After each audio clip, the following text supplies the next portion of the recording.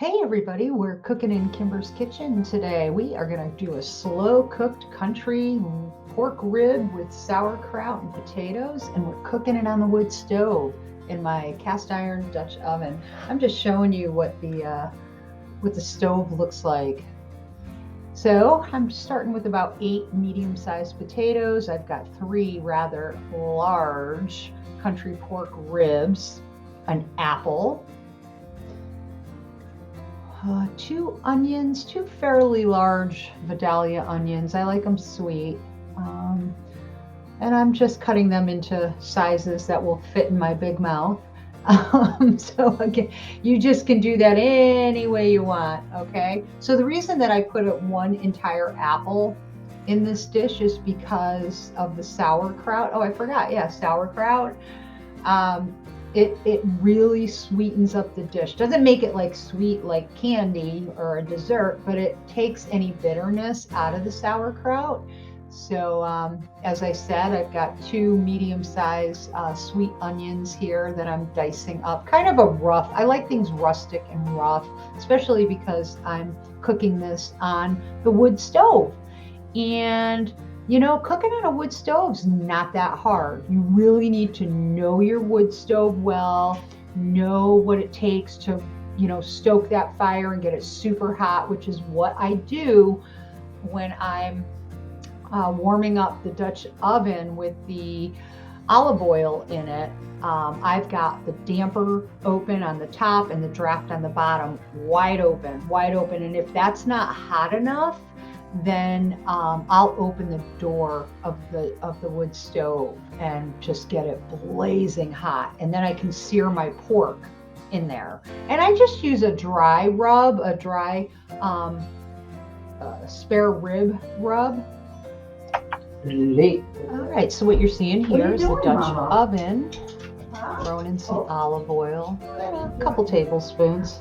I love me some olive oil. I'm looking to see if I've got the fire bricks underneath it. Okay, here's the sauerkraut. It's just 1 quart of refrigerated sauerkraut. It's not in a can. You certainly can use a can. I'm rinsing it. Why? Habit, I guess. Grandma Tibbals, who I always talk about, showed me this recipe, good grief, 40 years ago. It's always been my favorite. When Grandma was making this, oh yum. So here I am, I'm searing the country ribs in the Dutch oven. It's nice and hot. And again, it's, you control the temperature. The oven is directly on the stove here. You'll see right behind it, I have a stack of 3 fire bricks. So that's how I regulate my temperature as well. Here's the dry rub. You can buy it pre-made. This is one I made, lots of spices. Again, to taste, right? Garlic, onion powder. You could use red pepper flakes, pepper salt, whatever you like. In go the onions. And I'm gonna sear these. Once they're brown, I'll add all the rest of the ingredients. Again, I've got the damper wide open on the stove, and I have the draft at the bottom of the door wide open as well. So it's really creating a huge draft, which is creating a super hot fire, which is what I want. See, you see the bed of coals? This wood stove has been going continuously since Christmas Eve, and we're in February 7th now. So I always have about 4 inches of hot coal in the bottom, and once a day I'll put smaller kindling into the wood stove and really stoke it up so that I'm burning any creosote in the pipes. Again, every year, chimney sweep, clean the chimney, clean the pipes. But I only actually feed my stove twice a day. First thing in the morning, about 5 a.m. and 7 p.m. at night. That's all it really needs. I damp it way down. I close that damper down. And again, this fire's been going for quite a while.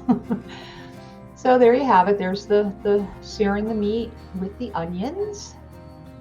I opened the front door of the stove for a bit to really get that fire blazing hot so I could get the searing well underway. This is a slow cook method, although, funny thing, where Graham used to make hers in a Dutch oven and put it into the actual conventional oven and slow cook it for like 4 to 6 hours. And you can do this in a crock pot too after you sear the pork.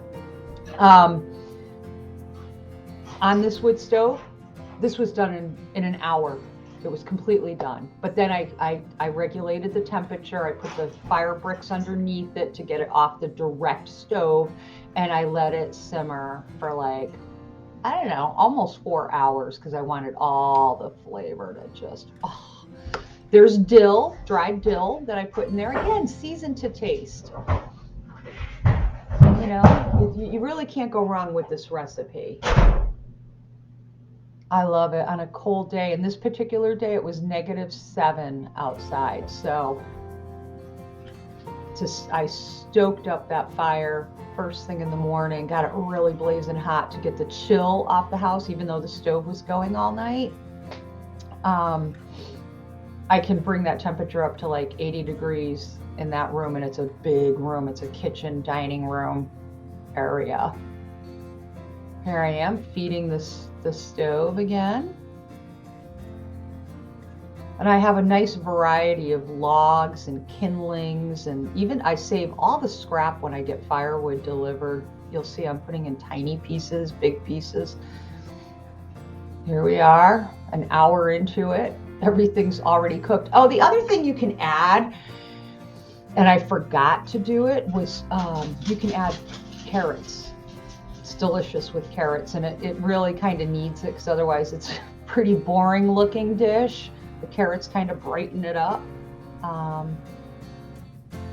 Yeah, so here I go. I'm tamping it down to almost closed, believe it or not. Just a little bit open because now I'm going to slow cook. I've got the temperature in the room perfect to enjoy. And the temperature, there's the downdraft in the door. That's the lower one. I'm going to close that up now. There it goes. Cover up my Dutch oven, and I'm just on the bricks. Gonna leave it there for 4 hours and enjoy. So good. If you like my recipes, I know that kind of looks like, you know, but oh my gosh, delicious. Trust me. If you like it, hit like and subscribe. I appreciate it. Thanks.